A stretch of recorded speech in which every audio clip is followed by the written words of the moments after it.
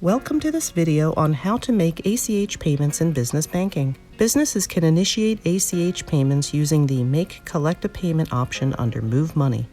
From here, you can make and collect ACH payments, use ACH Templates, or upload pass-through files.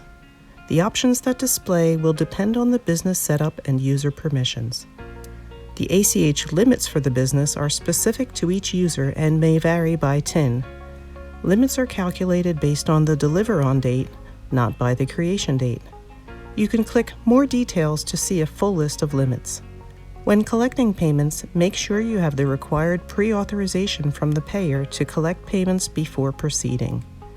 For this demo, we'll choose Make Payments, and then make a one-time payment.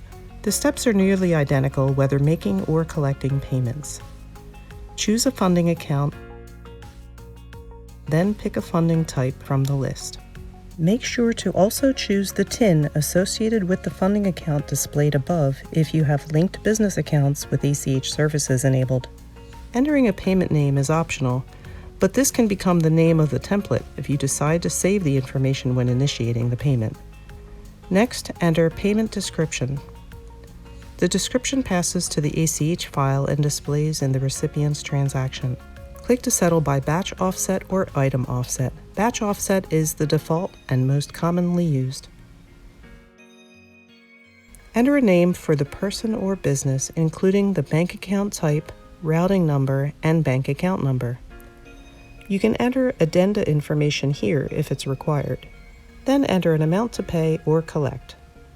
The deliver on date defaults to the next business day before cutoff. Click the calendar icon if you need to change the date.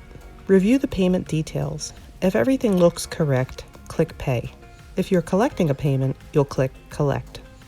If the business uses dual approval, an email is sent to all approvers of the business. Once approved, the transaction is sent to PFCU for processing. The payment will appear under the Scheduled Payments tab until it processes.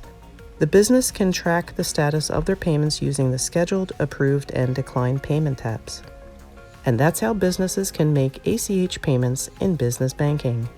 Thanks for watching.